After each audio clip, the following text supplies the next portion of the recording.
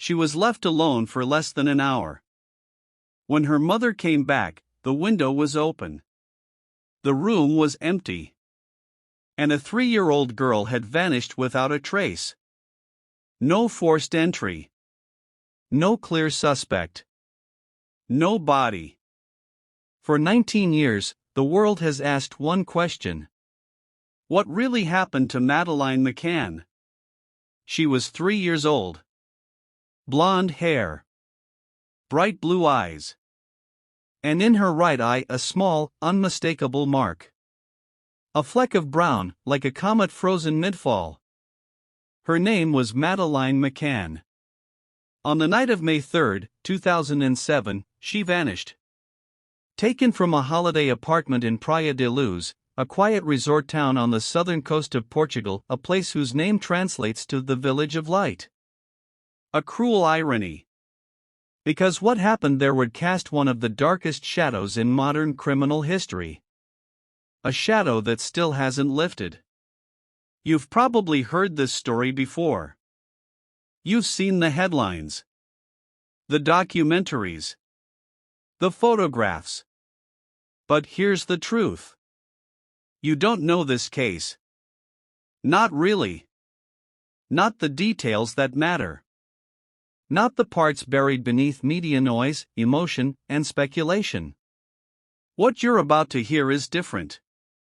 This is not a surface-level retelling. This is a deep, methodical breakdown of a case that refuses to close. And by the end of this video, your understanding of Madeleine McCann's disappearance will change.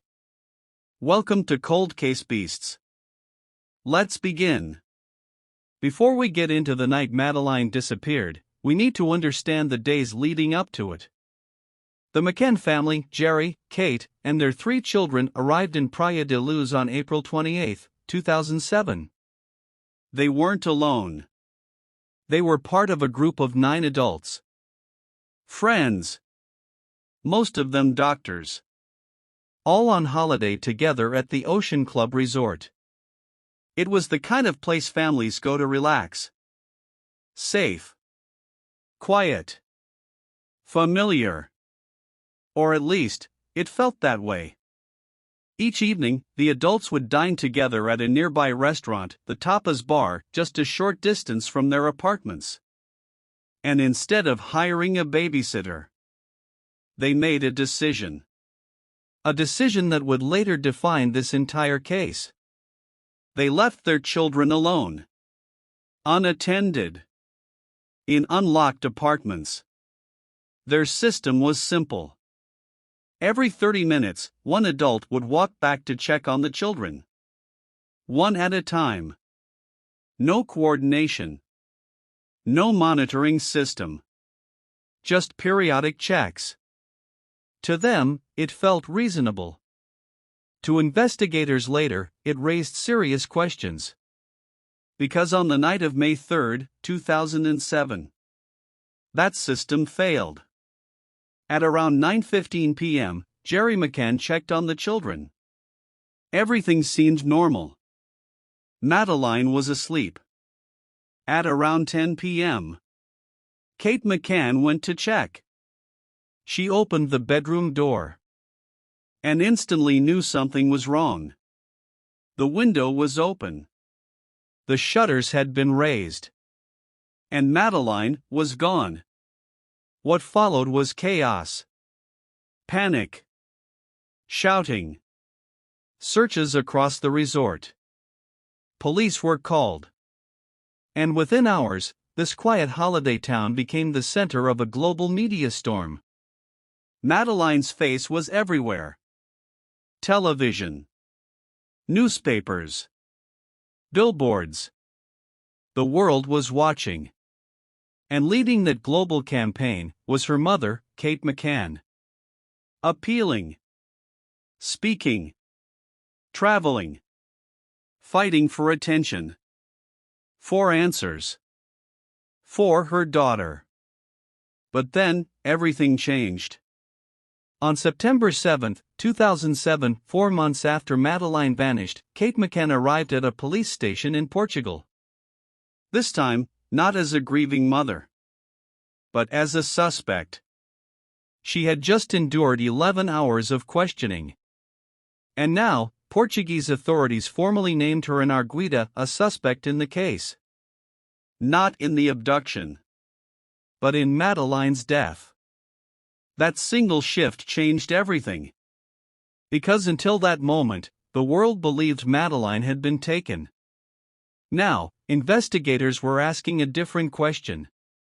What if she never left the apartment at all?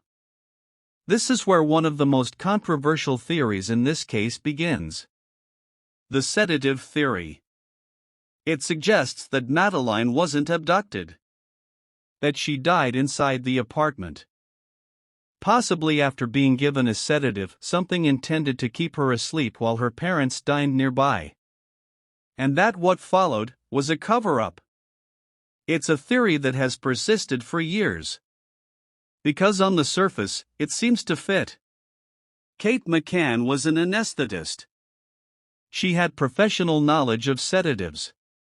The children were left alone nightly. The check-in system was weak. And then there's the forensic controversy. Cadaver dogs alerted inside the apartment. And later, inside a rental car used by the McCanns. But here's where things get complicated. Because when you examine this theory closely, it starts to break. If Madeleine died accidentally, then what happened next would require something extraordinary. Not panic. Not confusion. But control. Immediate, calculated control. It would mean that within moments of her daughter's death, Kate McCann made a decision. Not to call for help. Not to attempt resuscitation. But to stage an abduction. And not just stage it, but maintain that story under intense police interrogation, global media scrutiny, and years of investigation. Not alone, but alongside 8 other adults, all of whom would have to remain consistent. Silent. Unshaken. That's not impossible. But it's rare. Extremely rare. And then there's the biggest problem of all. The one question the sedative theory struggles to answer.